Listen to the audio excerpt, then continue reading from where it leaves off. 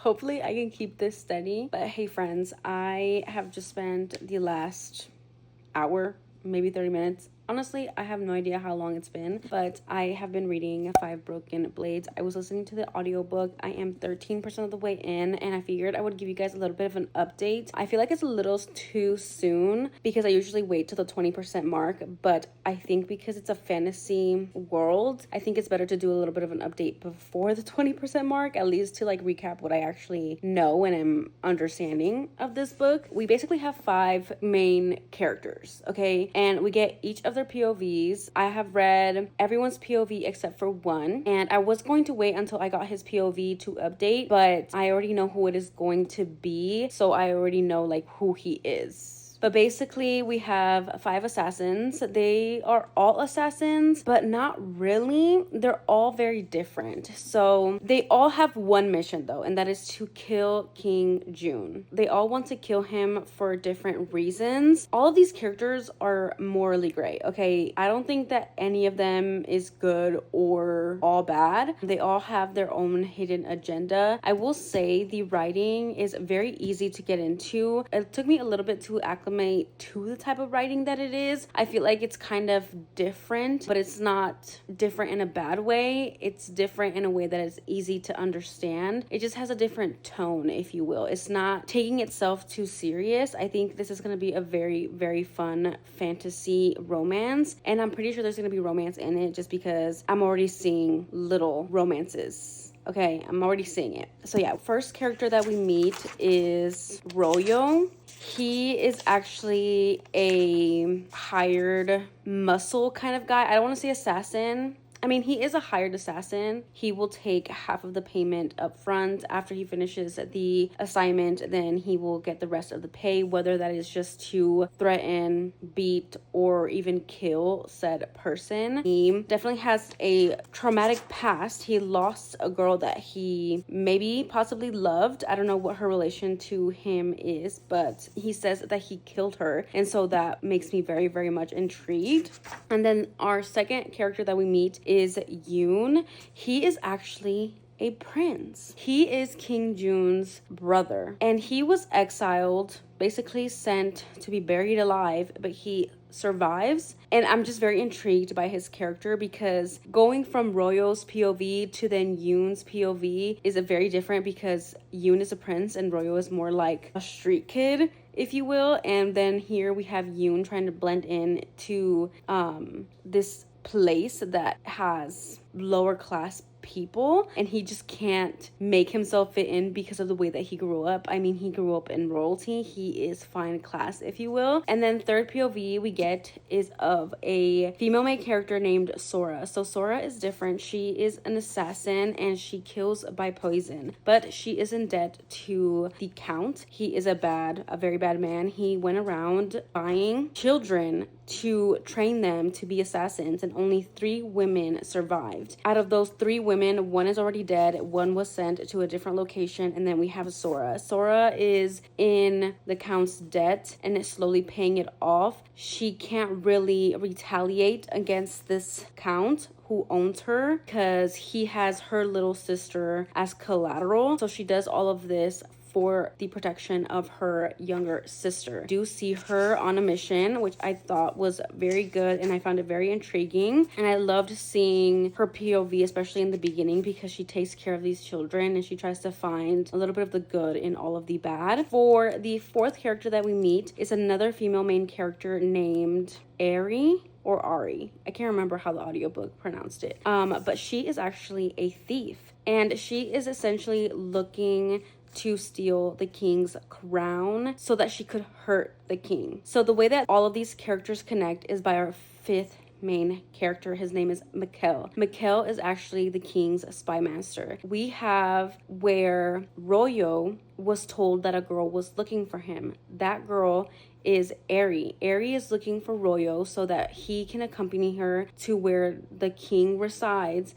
as protection. She wants him to come along to protect her on her journey to get to the king's area. Royo accepts because he wants money, and she is offering a lot of it, and he can't pass this up, and I'm assuming that he's going to take the job. And then with Yoon, he is connected because he had a romantic relationship with Mikkel, and Mikkel finally finds him after 3 years of Yoon being like out trying to stay hidden, etc. Mikkel actually meets up with him and tells him that he has a plan to kill his brother, which is the king. This is where it starts. They're all connected because Mikkel sent Ari to get Royo, and Mikkel went for Yoon. With the other female main character, she is connected. I'm not sure how yet. I'm assuming that Mikkel somehow got the count to tell Zora that he wants her to kill the king. If she succeeds, he will let her and her sister free, all debts paid. So that's how they're all connected. The only roads that have connected, like that have met so far, is Royo and Ari, as well as Yoon and Mikkel. It's like a lot, but like I'm not confused. Like I get it. I'm picking up the pieces, and I hope that I explained it in a way that wasn't too confusing. And I'm excited. I'm excited to read more of it. And I will say, I'm not hating the audiobook. The audiobook though, like the narration is kind of weird. When I am immersive reading, usually the audiobook would be in like 3 times speed, because that's how fast like my eyes read on the page. Like that's how fast I read. For example, like if I'm reading a sentence, if I have it in 2 times speed, I will read that sentence faster than the 2 times speed. Does that make sense? So when I have it in 3 times speed, it's about the way that I read, if that makes sense. The audio narration in 3 times speed, I can't do it. I think I'm at 2.25 speed for right now, and I'm really enjoying it. But at that speed, I can hear the breaths, and there are like these like swallowing moments, and there's like these really long pauses, and it's weird because I don't think that's the book's fault. I think that's just the narration and how somebody edited the narration. And also at the beginning of the audiobook, there was like a sentence that was repeated twice, and there's just like weird things like that. Like there's little mistakes in the audio. I thought I would just mention that just in case you guys end up listening to this on audio. I don't know if like the Audible or if there's like a better version of the audiobook, but I have it through Libby, and Libby provided this audio. I don't know if it's the same all around, but I figured I would mention it because I'm really honestly enjoying doing an immersive read. I like all of the voices. I believe all the characters have different narrators, I think. but I'm also not sure. I probably have to like look that up. Safe to say, that's how far I am. That's my little update. I will update you guys when I get to the 20% mark, maybe the 25% mark, or whenever I have some more thoughts. Hi friends, so I'm here with a reading update on Five Broken Blades by Mike Corland. I'm actually listening to the audiobook of this, but I did start reading it physically. Ended up getting to chapter 8, but through the audiobook I'm 74% of the way in, which I don't know what chapter that is. Not gonna lie to y'all, I don't know what chapter that is. I'm gonna look it up so I can put my little sword bookmark in it. Chapter 58. Oh, I'm literally almost done with it. This is literally where I am. Let me put my little sword bookmark. Okay, yeah, I'm literally almost done with it. I have quite a bit of updates, I think. As for the plot of this, I'm really enjoying this. I'm like very much entertained. I do think it is a little bit on the surface level side, but I love the slow burn of the couples, the development with the plot and the heist, if you will. I don't know if heist is necessarily the word, but like the plot to kill the king. That is so entertaining, and we finally have all of the characters together. They're just on the journey to go to this festival that they all know that the king is going to be attending, and that's when they're all going to, you know, play their parts and strike and kill the king, and hopefully everything goes well. Let's talk about some of the characters. I feel like I have a lot of things to say. I do want to mention that there are a lot of secrets in here. Like, everyone trusts each other, but everyone definitely has their own hidden agenda. And I also feel like this is the first book in a series, because I was at Walmart today and I did see the second book, the yellow one that looks like very similar to this one. For some reason, I figured that this was like a standalone. Anyways, besides the point. So we have, of course, we have Ari and Royo. I think so far, it's tough. It's between two. It's definitely between two. I think Royo and Ari are kind of like my favorite couple. One of my favorite couples, because Royo is so damaged and he's so reluctant to love, because he thinks that once he loves Ari that he is only going to cause her pain or get her killed. I love Ari because she is such a quirky heroine. She is the thief. She is the pickpocket. She is the girl who is going to snatch the crown off the king's head, because the king, they say he is a god, that he is immortal, but the crown is what makes him immortal. Once you take off the crown, he is easily killable. So she is the person who's going to be doing that. That is her step in all of this. Ari definitely has secrets. She has a father that she's sending letters to, but also I feel like she has this ulterior motive to prove something. It's definitely based on vengeance, so it's not clear what she necessarily wants besides revenge. She's also falling for Royo, and they're falling for each other, but it's definitely slow burn and back and forth. Like, they have these little moments where they're just staring into each other's eyes, or like they brush thighs while they're sitting together, and there's moments where Royo is like insanely overprotective of her because of his past. I just love being in both of their perspectives and having these little snippets between the two of them. Like, I love it so much. And I think my next favorite couple is Sora and Tai Young. But Sora, she is the poison assassin. She is the one who is going to be actually killing the king once the crown is off. She also has ulterior motives. She can't hear from one of her ears very well, and before she leaves on this mission, that she is accompanied by Tai Young, and Tai Young is the son of the man that bought Sora and Daesum, which is Sora's little sister. So Sora definitely hates Tai Young, thinks he is the same as his father. Besides the point, she can't hear from one ear. And before she leaves, Daesum whispers something in her ear and she doesn't necessarily catch it, but she has to go. And so she's on this journey to a specific place where they all eventually meet. Tai Sung, we get his POV. Once we get Tai Sung's POV, oof, this man is on his knees for Sora. Like, he is obsessed with her. Like, he loves her. Like, he loves her. And she hates him because he is the son of this awful man, and he also is the one who whipped Daesum when Zora tried to escape the first ever time. He is also the one who catches Zora before she enters the woods to escape. He catches her and then he proceeds to whip Daesum to teach Zora a lesson. But of course, there are underlying layers to this, but to Zora, it's very much black and white. She hates him and she wants to kill him as much as she wants to kill his father. Okay, I think we've gotten like 2 chapters of Tai Sung, but in both those chapters, oh my god, He loves her so much, and he knows that she hates him, and he's like okay with it because he understands and he loves her too much to even care. He would happily die at her hands, you know what I mean? So it's so good. It's so good. Okay, and then Zora, she finally realizes what her sister had told her, and she basically realizes that her sister was basically saying that she doesn't have long to live, that she thinks she's dying. And so now her thought process, her like secret is that she wants to steal the crown, that she can give it to Daysum, and Daysum can become immortal. The thing that Zora does not know is that this crown kills anyone who is not of the bloodline of the king. So she doesn't know this, but her plan is to save Daysum in that way. So I'm excited to see how that all of that plays out. I'm excited to see their romance. Speaking of romance, we did get a love confession from Taesung to Zora. Stop it right now. I wish I could find it. Sometimes I wish that I could be immersive reading it. That way I could annotate, because I would have annotated that. Oh, okay. Here, let me see if I can find it. He said, I've loved you since I first saw you, Sora. When you were only 9, but you faced armed men with chin up and tried to hide Daysum behind you. I fell for your beauty, of course. I'm human. But it was your spirit that did me in. Your capacity to love is deeper than the West Sea. You're honest. You're true. You are everything. Oh, it's Tai Young. Is that what I was saying?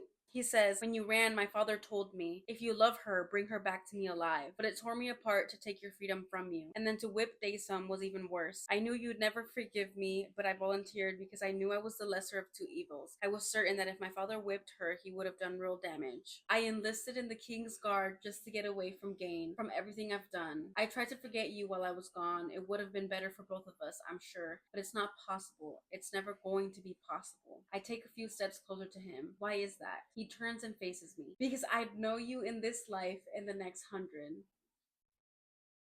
Bruh, when that scene happened, I wish that I could have screamed my feelings. Like I wish that I was home and just dying. But like I wish I was home and could have died on the outside, but I was dying on the inside, okay? So yeah, I think both of those relationships are my favorite at this very moment. I do want to talk about Yoon and Mikhail. So we know at the beginning that Yoon and Mikhail had a romance. Yoon is the prince. So his role in this basically is that he is a very good fighter, like he's really good with the crossbow, so he provides that, but he is going to be the next king essentially, and hopefully he's going to be a better king. And so once the crown is off the king's head, then the crown will be placed on Yoon's head. But the secret that Yoon has is that he doesn't even know if he's a true son of the king. Yoon's mother told him before she died that the king was not his father, so he knows this, but he's also not sure. So his secret is that he very well might die once the crown is placed on his head. So that's his secret, and nobody knows. And then as for Mikhail,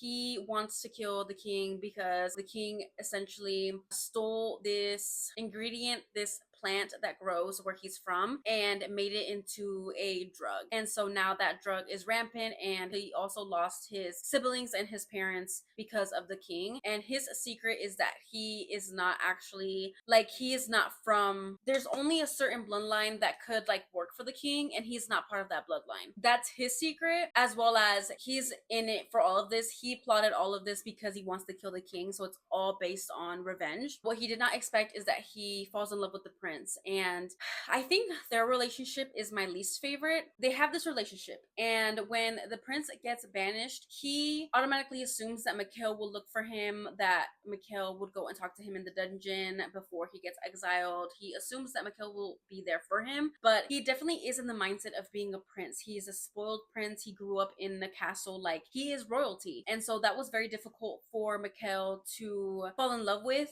but he fell in love with the prince despite that. When the prince ends up getting exiled, and this is where he essentially grows up and he learns how to survive and fend himself, etc. And he's definitely heartbroken with Mikhail because he thought that Mikhail would save him. When that didn't happen, he was heartbroken. So they essentially have a second chance romance here. They had already had an established relationship, but then they broke up, and now they are working together to kill the king. I think it's my least favorite relationship because when we are in the prince's head, he is madly in love with Mikhail. There is just, not that he's obsessed with him, the writing is really beautiful to me when he is thinking about Mikhail, and like he would lay down his sword for Mikhail, like he would let Mikhail kill him, like he is on his knees for Mikhail. And Mikhail, I feel like, does not feel the same depth of love to the prince. And I think that's why I feel that little bit of a disconnect, because I wish that Mikhail was as deeply in love as the prince is with him. And maybe there's a purpose to that. Maybe somebody dies, but I do feel that disconnect between the two of them, especially because Mikhail is more so focused on this revenge. The prince is more so doing this for Mikhail. When we are in Mikhail's POV, I feel like the thoughts that he has about the prince aren't lovely. Like, they're not romantic. They definitely have a sexual relationship. There is spice in this book, but it's definitely also very surface level. It is not explicit, and the spice has only happened between Yoon and Mikhail because they had already had this relationship established beforehand. I guess that's it. As for the plot, they are staying in this small town. They're like maybe a day or two away from the kingdom where the festivities are going to happen. They're staying the night here, and then shit goes down in every single spot. Like, they have been traveling to get to the festivities, so like every single spot that they like stay to like rest, there's something happens. So it is very entertaining. There is not a lull in this book whatsoever for me. I'm very much entertained. I'm not bored like at all, and I find like these scenes very like graphic and like very action packed, and I like the way that they're written. They're very like enjoyable is not the right word, especially because blood everywhere, people dying, etc. Yeah, so like definitely action packed. They're 2 days away from like getting to the kingdom and actually hatching out this plan, but I'm excited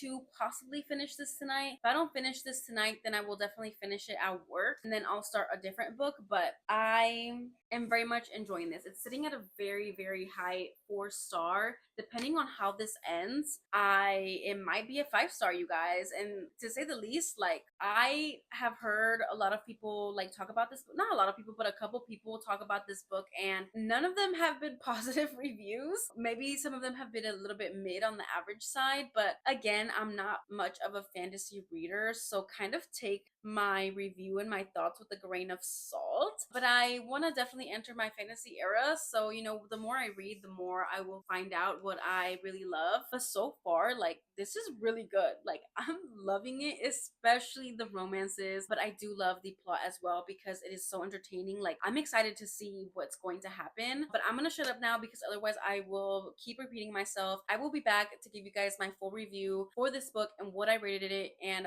if we're going to be keeping it or unhauling it, and if we will be continuing in the rest of the series. I just think that this is going to end on a cliffhanger and I will be unwell. I will definitely be unwell. So I'm so excited, and I will be back to give you guys my review. I'm here with a reading update on Five Broken Blades by Mike Corland. I finished the audiobook of this. I can't remember, but it was sometime last week. Yeah. Okay, so let's talk about it. I said a lot, I feel like, in my last update, so I won't go into too much in this one, but this definitely ends on a cliffhanger, and I assumed so because I keep seeing the second book out in bookstores, which I will be picking up. Yeah, the cliffhanger was crazy. I was not expecting it. I never thought that it was gonna like that was gonna be what it was, especially with that one character. It was a very good plan, but you can see how disconnected every single character was in this book. They did not trust each other at all. Like, there was betrayal left and right. Like, they were together in this to kill the king, but they just weren't together for each other, you know? Like, the characters were slowly starting to care about their like quote unquote significant other, but other than that, like, separately, they felt very separate from each other. I think in the second book, hopefully we get more of a found family type thing, and I'm excited to see the after effects of the betrayal. We are basically setting up the second book where they have to basically do another mission. I'm excited to see how everything like that plays out in the second book. So without all that being said, I'm going to be giving this book 4 stars because I truly loved it. I was in it. I was hooked. I loved every single character. I loved the relationships that we were building here. Loved the heist situation, the planning of all that, the battles. They were graphic. They were entertaining. This was just so good to me. I definitely want to read the second book. So I'm super glad that I loved this book. For right now, I will be keeping this copy. I will be buying the second book because I want to continue with the characters. We'll see how the rest of the series goes. If I just like slowly start to hate it, or maybe like I don't like it as much as I did, maybe it'll be getting unhauled. But for right now, this is staying on my shelf.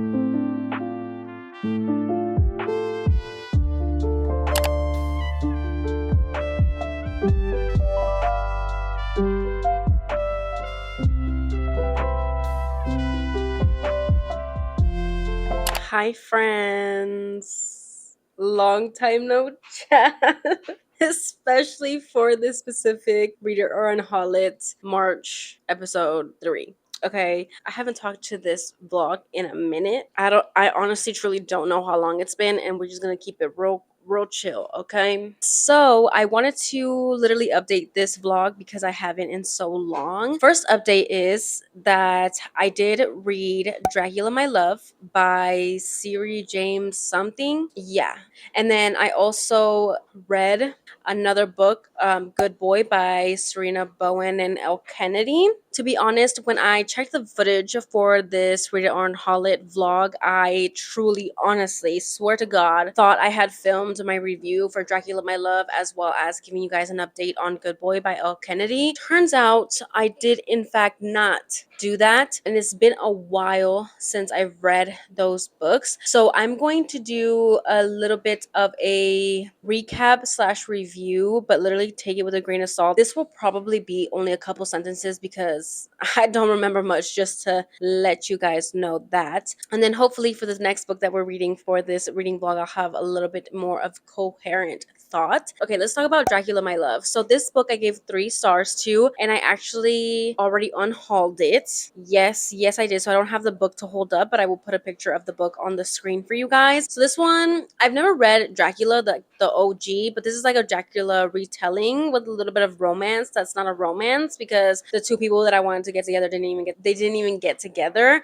by the end of it. So we follow our heroine. Don't even ask me to remember names because I really don't. So we have a heroine and literally Dracula. So our heroine travels to this part of the country, if you will. She's there with her best friend. They're kind of celebrating both of their engagements, but our heroine is actually engaged to this man. He's out traveling. She is just kind of planning her wedding, etc. And there's just so many events that happen in this book, probably correlating to like the OG Dracula. But our heroine, let's say, falls in love with Dracula, but at the end it turns out that Dracula really is just Dracula. Like, he's really just like a dark, morally gray hero. He becomes obsessed with her and like travels to literally a different country trying to be with our heroine, which, you know, who wouldn't want that? But our heroine clearly doesn't, and he is a monster at the end of the day. So yeah, it does not end at an HEA with her and Dracula. Like, she actually ends up like having an HEA with her husband, her current fiance.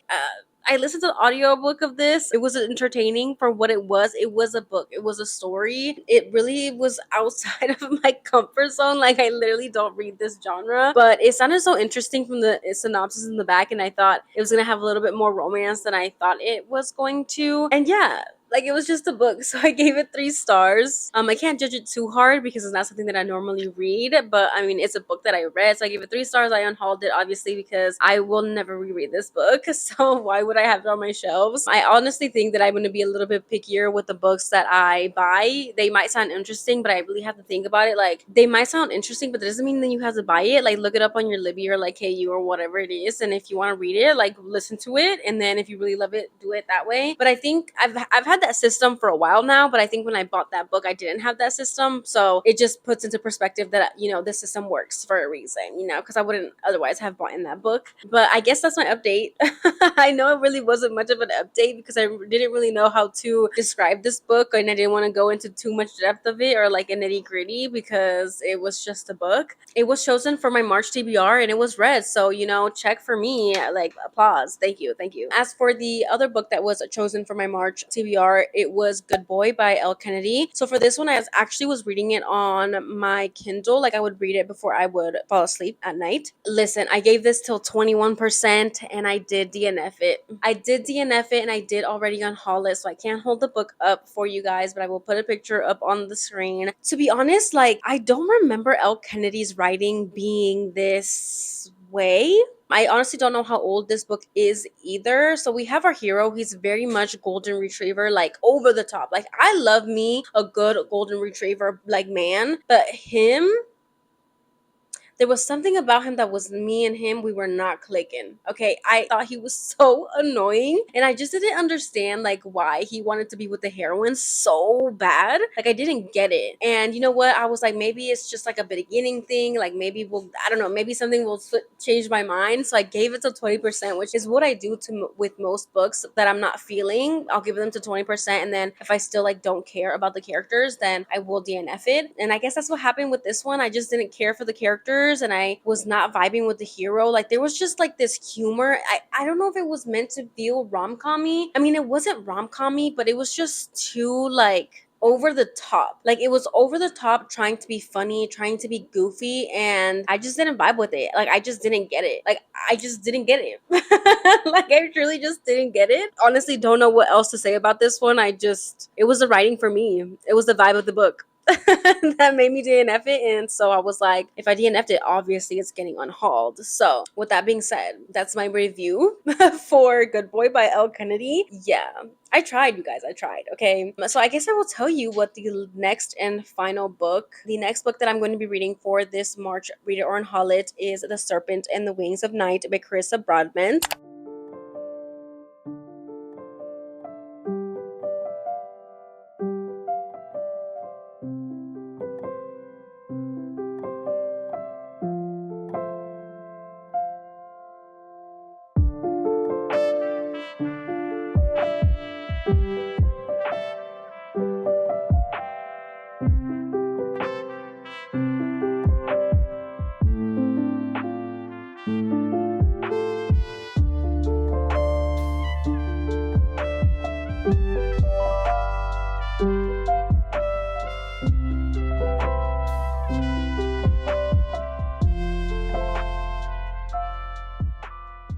I am currently 20% of the way into this book. And you know what? We're just going to do it. We're just going to do it. We're just going to do it. I'm going to give the update now. I know it's a chatty section of the vlog, but if you're here for it, then you're here for it. Yeah, I started this. I am 20% of the way in. This is the indie edition. To be honest, I kind of want to get the publisher editions, but like, you know, I kind of hate myself a little bit for that. So we'll see though. I'm still thinking about it. I'm not going to hold that behemoth of a book up. So I will put a picture of it on the screen once more. So we have our main heroine, Raya, and she was basically rescued by the king of the Nightborn courts or whatever section of the kingdom, the Nyaxia kingdom, or is that just the goddess? Listen, I'm not very good at giving like fantasy romance synopsis, okay? But she ends up getting rescued by the king. His name is Vincent, and he basically takes care of her and trains her. She is like his daughter. They obviously don't tell each other that they love each other, but there's little moments that you kind of get to see their bond and their relationship. I truly like appreciated that and understood that, and I loved the opening scene. Like Carissa Broadbent's writing is very easy to get into. It's not flowery, it's just action packed that you get hooked right away. Our heroine actually, like, one of the opening scenes is she's killing a vampire because they are vampire like creatures with wings. Like I said, she was trained by Vincent, so she's a badass heroine. Like she knows how to fight, she knows how to take care of herself, and she is human. I love the relationship, to say the least, so hopefully it doesn't go bad. You guys who've already read this, bitch, it goes bad. No. Me right now, I'm gonna be Dululu. It doesn't go bad, okay? Because I know the ending or whatever the plot twist of this at the end, like the cliffhanger, like it's supposed to be so crazy. But like I don't want to think about that. I'm only wanting to think about of the 20% that I've read, okay? So, anyways, yeah. So she ends up like killing this vampire, saving these other humans in a different section of the kingdom, and she has this other like close relationship with this other human woman called Ilana or Iliana. Iliana is basically like a blood giver. I know there's a specific name for it, but I can't remember it. She basically is like a human who provides her blood as a service to the vampires. She goes back home, and we find out that she's actually entering into these trials. It's like a thing that happens every couple of years or like once a year, where like vampires join, like give their blood to the goddess Nyaxia, and Nyaxia does these trials, and whoever wins gets basically a wish granted. Araya, she wants to join these to essentially become bonded with Vincent, and therefore whatever like magical powers and what Vincent is transferred to her. Essentially, that's what she wants. She wants this bond with Vincent, so she is not as weak as a human. With that said, she's in these trials, and you know, she's putting up a good fight, and we do meet our hero, Rain. I like him already. Like, what can I say? I'm easy to please, okay? And, you know, he's described as a dark red-haired vampire with these, like, massive wings. I think he's from the Nightborn court as well. And he's, like, a really good fighter, and he's very much intrigued by our heroine, Oraya. Yeah, so I've come to the point where he kind of offers her a truce. They've already had their first trial. I'm telling you, like, it's a back-to-back action. Like, there is no moment of here where you can, like, just breathe. No. It's action, action, action, which I love. It hooked me. It's keeping me entertained. That's why kind of low key I wanted to do this 20% update now, because I know I'm going to want to read some more when I go to bed. Where our hero Rain has proposed this like alliance, and like when he gives her the reasons, and the reason that he didn't want to say is like, well, at the end of it, like you'll be easy to kill because like you're the weakest link. I'm like, but you won't kill her. You're not going to kill her though. Right? So that's the part that I ended off on. Like, she's very stubborn because, you know, she's just looking out for herself. Like, she is like a weak human. She's just looking out for herself, but she ends up knowing that she's so hurt that she has to be on his side because he offers her like medical things if she joins his group. I know he has like an ulterior motive. I just don't know what that is. I'm just intrigued to keep on reading. Like, I don't know much, but I like the setting. I like the idea of the trials. I like that it's action packed. I love that the goddess Nyaxia does like these, like they go into this like castle, but like it changes. So one minute like you could be going up these stairs, but now like you're going down, or like one door leads somewhere, or like that door could have been barred, but then if Nyaxia decides, she'll switch the castle around so that door goes somewhere else. Like, it's just very interesting elements. There is a magic here, and we've seen a snippet of like Rain's magical power, which I think it's called something else. I think magic is called something else in the book, and so we see a little how powerful he is at one point. And our heroine has already stabbed him in the thigh, and they've had like this cute little banter already, and I'm enjoying it. I'm just excited to continue reading and see where it goes. So I will be back and update you guys at the 50% mark, maybe a little bit past 50%, who knows, depending on how deep I get into it. But I think that is all that I will say for right now, because I feel like I said a lot without saying anything, and I will update you guys when I've read a little bit more. But so far I'm really enjoying it, and I think this series, this duology, or whatever it is, I will talk to you guys later. Okay, I'm 91% of the way into this, The Serpent in the Wings of Night. And I don't know what is going to happen. I am stressed. I can't even fucking breathe. But I was like, let me just record, because I think this ending is about to kill me. Okay. You guys, I know the camera is kind of close, but I'm filming with my phone. I should be filming with my camera, but anyways. I'm also cooking chicken, so if that goes off while I'm reading this. And also, my Kindle is about to die. Like, literally gave me a warning when I sat down to read. I was like, no. Okay. Imagine it dies before I get to the cliffhanger. Am I going to have to read this second book immediately right after? Probably. Okay. This is crazy, okay?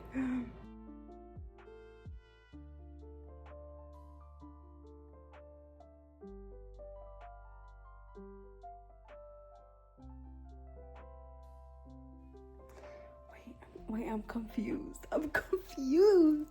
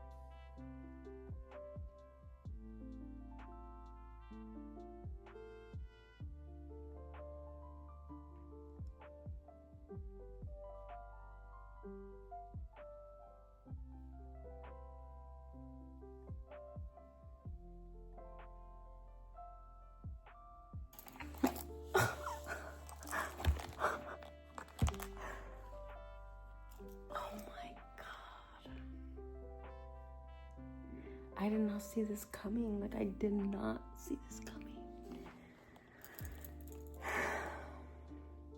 What? What is happening? What is literally happening? Part 7. Let me finish this book, okay? And I will be back with my review.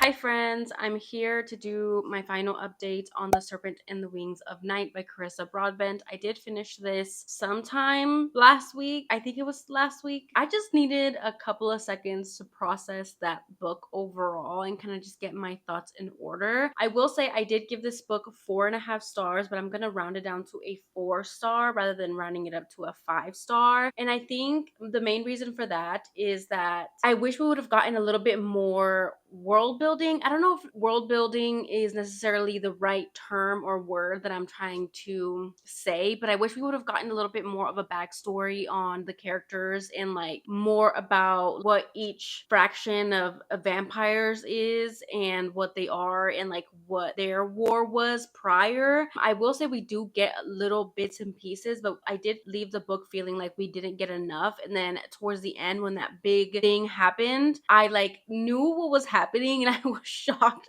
that it was happening. I mean, I'm pretty sure I recorded my reaction.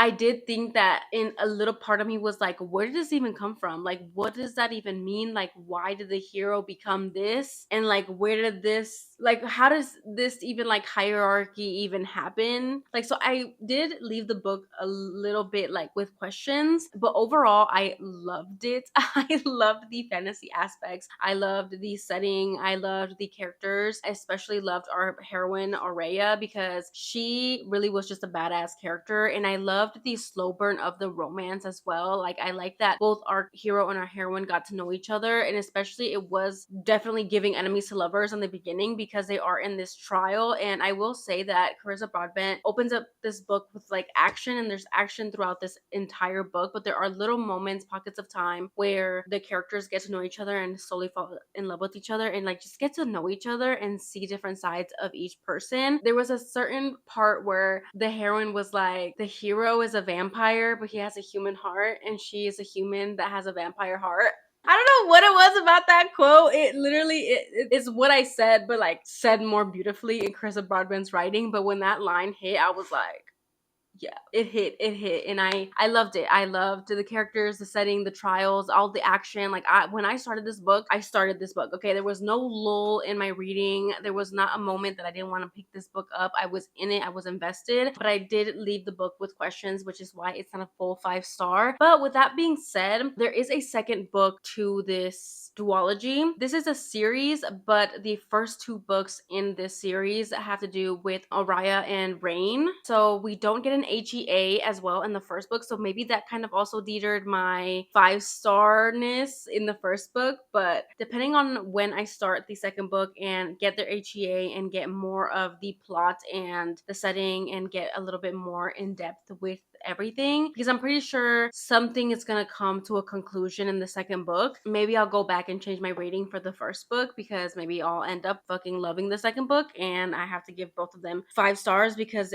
book 1 and book 2 are essentially like their own story, if that makes sense, even though like this series like extends, because I believe the third book is about a completely different character, which I think is about a side character that we meet in this first 2 books, Mish. And I really like Mish. I did like the side characters in the first book, but I've heard kind of like iffy things about the third book. I don't even know if there's a fourth book, but I did hear mostly negative reviews about the third book, which is kind of unfortunate, but maybe I'll feel differently. But like I was saying, I did love all of the side characters. I liked the prologue. I thought that was so interesting, especially with Aurea and her relationship with her father. Just that whole relationship and how it grew into what it is and what people view the relationship as, and how deep the relationship is, and how they love each other, but they just don't say those things to each other, but they know in the little things. And I thought the relationship was so beautiful, and I think that's why it was literally a knife to the heart at the end. Like, that cliffhanger was just so crazy, because you just leave the first book with so many questions. Like, there's also like questions about Aurea and like what she can do. And let me tell you, the ending of this book, we end in a marriage of convenience. Aurea needs to be protected, and something happened to her towards the end, and then something happened with the hero, but he has to marry her to protect her. girl, I need to pick up the second book ASAP. Like, I don't know what I've been doing. I've just been reading everything else that I need to read, so I haven't had the chance to pick up the second book. But overall, I loved this book. I gave it 4.5 stars, running it down to a 4-star for now. But I think that's all that I want to say. This is going to be the outro to the video as well. I had so much fun reading all of these books. I know it was kind of a long time coming. Was it March? March TBR, physical TBR books were read, and I'm happy about that. I'm excited to move on to April TBR picks and film that reading vlog for you guys. Coming out a little bit late, but stay with me because I really do enjoy filming these and making sure I'm reading my physical TBR down. And with that being said, thank you guys so much for watching. Don't forget to like, comment, and subscribe. Let me know if you read any of the books in this vlog and what your thoughts were. But if you don't want to comment any of that, then go ahead and leave me a snake or sword emoji down below in the comments for the serpent and the wings of night. And I will see you guys in my next one. Bye, guys.